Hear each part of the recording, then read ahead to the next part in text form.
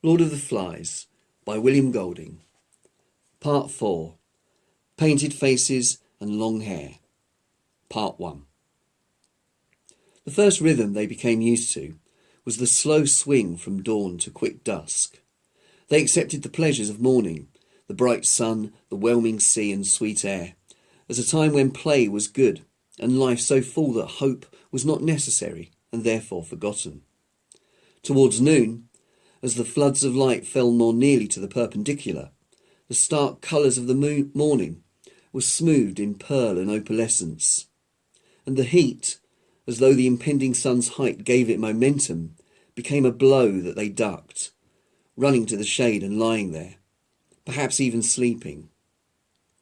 Strange things happened at midday. The glittering sea rose up, moved apart in plains of blatant impossibility.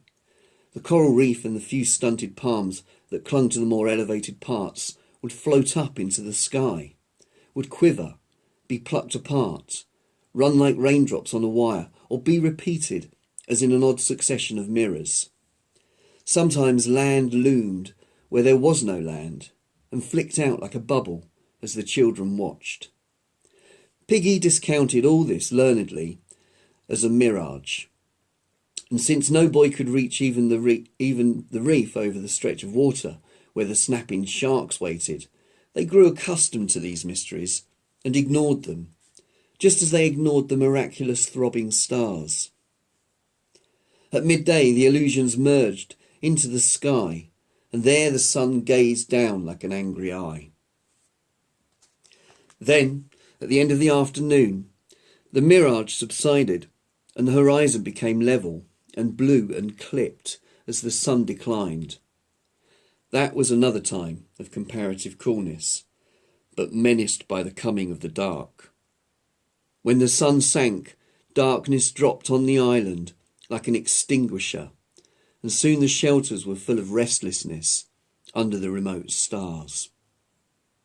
Nevertheless, the Northern European tradition of work, play and food right through the day made it impossible for them to adjust themselves wholly to this new rhythm. The little and Percival had early crawled into a shelter and stayed there for 2 days, talking, singing and crying, till they thought him batty and were faintly amused. Ever since then he had been peaked, red-eyed and miserable, a little un who played little and cried often. The smaller boys were known now by the generic title of little uns. The decrease in size from Ralph down was gradual, and though there was a dubious region inhabited by Simon and Robert and Maurice, nevertheless no one had any difficulty in recognising big uns at one end and little uns at the other. The undoubted little uns, those aged about 6, led a quite distinct and at the same time intense life of their own. They ate most of the day, picking fruit where they could reach it, and not particular about ripeness and quality. They were used now to stomach aches and a sort of chronic diarrhoea. They suffered untold terrors in the dark and huddled together for comfort. Apart from food and sleep, they found time for play, aimless and trivial, among the white sand by the bright water. They cried for their mothers much less often than might have been expected. They were very brown and filthily dirty.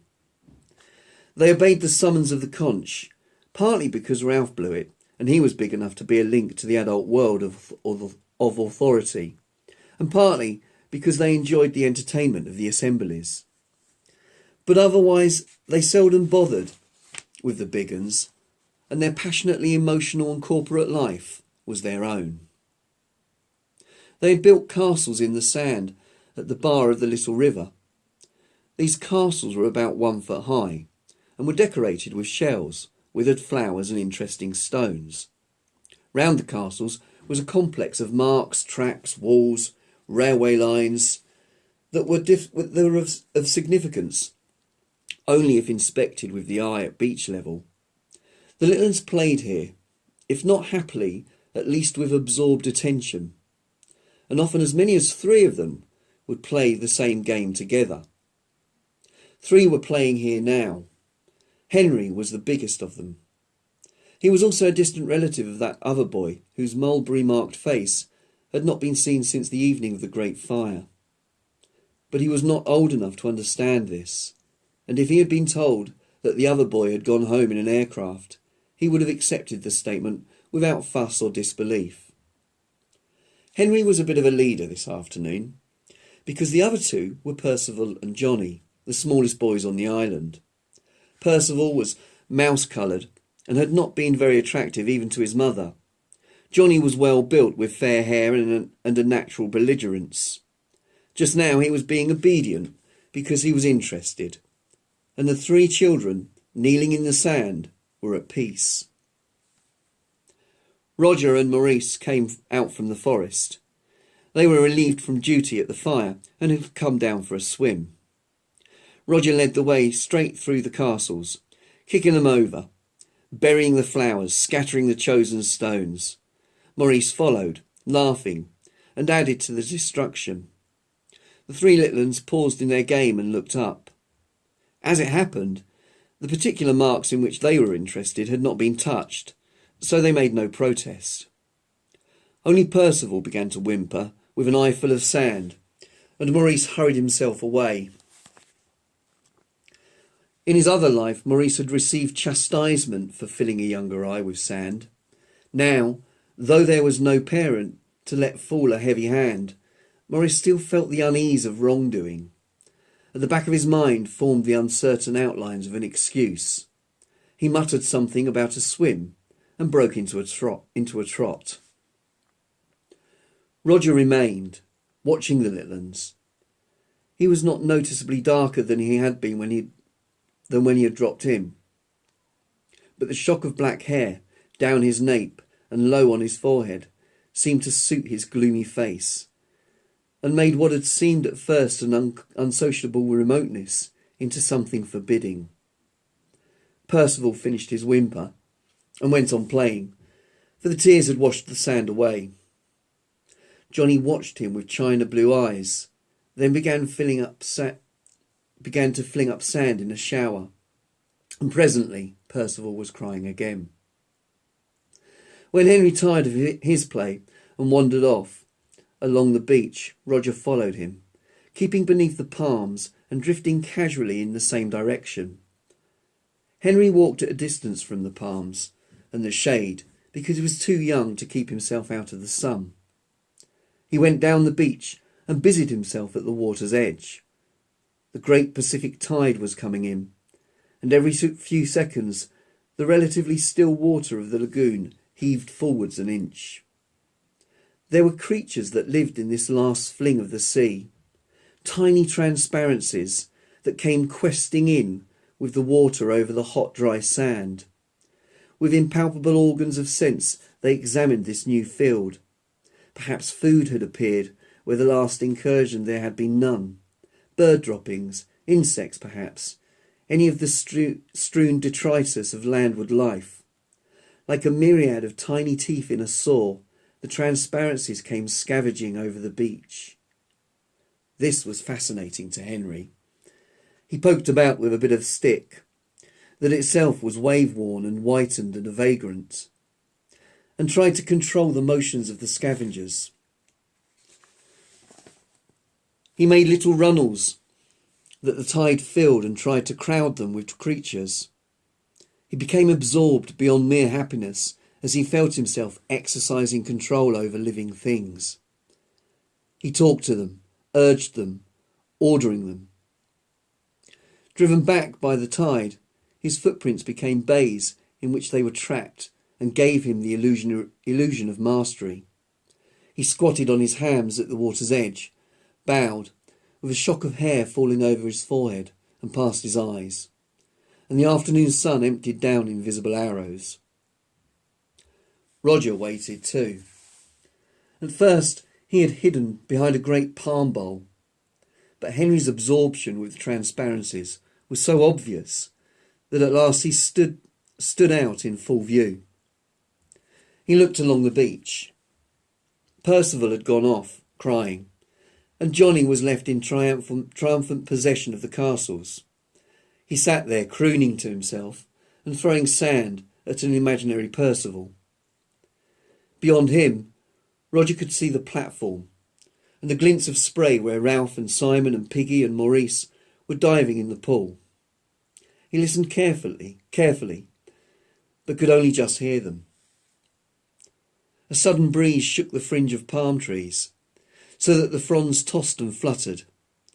60 feet above Roger, a cluster of nuts, fibrous lumps as big as rugby balls, were loosed from their stems. They fell about him with a series of hard thumps, and he was not touched. Roger did not consider his escape, but looked from the nuts to Henry and back again. The subsoil beneath the palm trees was a raised beach, and generations of palms had worked loose in this, the stones that had lain on the sands of another shore. Roger stooped, picked up a stone, aimed and threw it at Henry. Threw it to miss. The stone, that token of preposterous time, bounced 5 yards to Henry's right and fell in the water.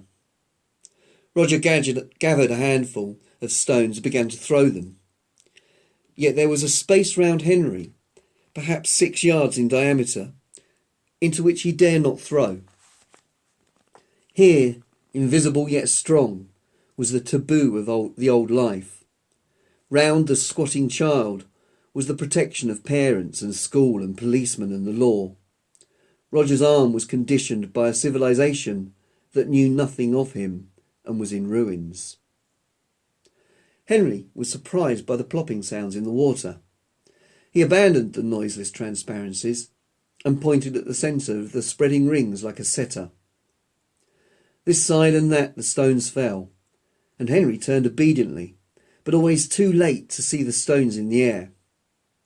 At last he saw one and laughed, looking for the friend who was teasing him. But Roger had whipped behind the palm bowl again, and was leaning against it, breathing quickly, his eyelids fluttering. Then Henry lost interest in stones and wandered off. "Roger!" Jack was standing under a tree about 10 yards away. When Roger opened his eyes and saw him, a darker shadow crept beneath the swarthiness of his skin. But Jack noticed nothing. He was eager, impatient, beckoning, so that Roger went to him. There was a pool at the end of the river, a tiny mere dammed back by sand and full of white water lilies and needle-like reeds. Here Sam and Eric were waiting, and Bill. Jack, concealed from the sun, knelt by the pool and opened the 2 large leaves that he carried. One of them contained white clay, and the other red. By them lay a stick of charcoal brought down from the fire. Jack explained to Roger as he worked. "They don't smell me, they see me, I think. Something pink under the trees." He smeared on the clay. "I've only had some green." He turned a half-concealed face up to Roger and answered the comprehension of his gaze. "For hunting. Like in war. You know, dazzle paint. Like things trying to look like something else." He twisted in the urgency of telling. Like moths on a tree trunk." Roger understood and nodded gravely. The twins moved towards Jack and began to protest timidly about something. Jack waved them away. "Shut up." He rubbed a charcoal stick between the patches of red and white on his face. "No, you two come with me." He peered at his reflection and disliked it. He bent down, took up a double handful of lukewarm water and rubbed the mess from his face. Freckles and sandy eyebrows appeared. Roger smiled unwillingly. "You don't half look a mess." Jack planned his new face. He made one cheek and one eye socket white, then rubbed red over the other half of his face and slashed a black bar of charcoal across from right ear to left jaw. He looked in the mirror for his reflection, but his breathing troubled the mirror. "Sam and Eric, get me a coconut, an empty one." He knelt, holding the shell of water, A rounded patch of sunlight fell on his face, and a brightness appeared in the depth of the water. He looked in astonishment, no longer at himself, but at an awesome stranger. He spilt the water and leapt to his feet, laughing excitedly. Beside the mere, his sinewy body held up a mask that drew their eyes and appalled them. He began to dance, and his laughter became a bloodthirsty snarling. He capered towards Bill, and the mask was a thing on its own, behind which Jack hid, liberated from shame and self-consciousness. The face of red and white and black swung through the air and jigged towards Bill. Bill started up laughing. Then suddenly he fell silent and blundered away through the bushes. Jack rushed towards the twins. "The rest are making a line. Come on!" Come on! I'll creep up and stab!" The mask compelled them. Ralph climbed out of the bathing pool and trotted up the beach and sat in the shade beneath the palms. His fair hair was plastered over his eyebrows and he pushed it back. Simon was floating in the water and kicking with his feet, and Maurice was practising diving. Piggy was mooning about, aimlessly picking up things and discarding them. The rock pools which so fascinated him were covered by the tide, so he was without an interest until the tide went back. Presently, seeing Ralph under the palms, he came and sat by him. Piggy wore the remainders of a pair of shorts. His fat body was golden brown, and the glasses still flashed when he looked at anything. He was the only boy on the island whose hair never seemed to grow. The rest were shock-headed, but Piggy's hair still lay in wisps over his head, as though baldness were his natural state, and this imperfect covering would soon go, like the velvet on a young stag's antlers. "I've been thinking," he said, "about a clock. We could make a sundial. We could put a stick in the sand and then—" The effort to express the mathematical process involved was too great. He made a few passes instead. "Yeah, and an aeroplane and a TV set," said Ralph sourly, "and a steam engine."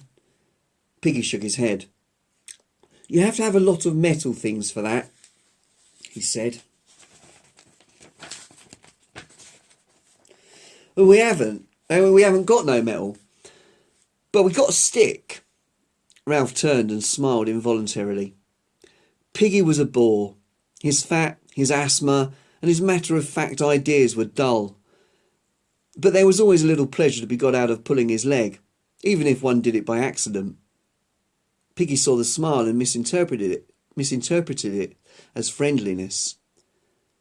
There had grown up tacitly among the big uns the opinion that Piggy was an outsider. Not only by accident, which did not matter, but by fat and asthma and specs and a certain disinclination for manual labour. Now, finding that something he had said made Ralph smile, he rejoiced and pressed his advantage. "We got a lot of sticks. We could have a sundial each. Then we should know what the time was. Oh, fat little good that would be. You said you wanted things done, so as we could be rescued." "Oh, shut up." He leapt to his feet and trotted back to the pool, just as Maurice did a rather poor dive. Ralph was glad of a chance to change the subject. He shouted as Maurice came to the surface, "Belly flop! Belly flop!" Maurice flashed a smile at Ralph, who slid easily into the water. Of all the boys, he was the most at home there, but today, irked by the mention of rescue, the useless footling mention of rescue, even the green depths of water and the shattered golden sun held no balm. Instead of remaining and playing, he swam with steady strokes under Simon and crawled out to the other side of the pool to lie there, sleek and streaming like a seal. Piggy, always clumsy, stood up and came to stand by him, so that Ralph rolled on his stomach and pretended not to see. The mirages had died away, and gloomily he ran his eye along the taut line of the horizon. The next moment he was on his feet and shouting, "Smoke! Smoke!" Simon tried to sit up in the water and got a mouthful. Maurice, who'd been standing ready to dive, swayed back on his heels and made a bolt for the platform, then swerved back to the grass under the palms. There he started to pull on his tattered shorts, to be ready for anything. Ralph stood, one hand holding back his hair, the other clenched. Simon was climbing out of the water. Piggy was rubbing his glasses on his shorts and squinting at the sea. Maurice had got both legs through one leg of his shorts. Of all the boys, only Ralph was still. "I can't see no smoke," said Piggy incredulously. "I can't see no smoke. Ralph, where is it?" Ralph said nothing. Now both his hands were clenched over his forehead, so that the fair hair was kept out of his eyes. He was leaning forward, and already the salt was whitening his body. "Ralph, where's the ship?" Simon stood by, looking from Ralph to the horizon. Maurice's trousers gave way with a sigh, and he abandoned them as a wreck, rushed towards the forest, and then came back again. The smoke was a tight little knot on the horizon, and was uncoiling slowly. Beneath the smoke was a dot that might be a funnel. Ralph's face was pale as he spoke to himself. "They'll see our smoke." Piggy was looking in the right direction now.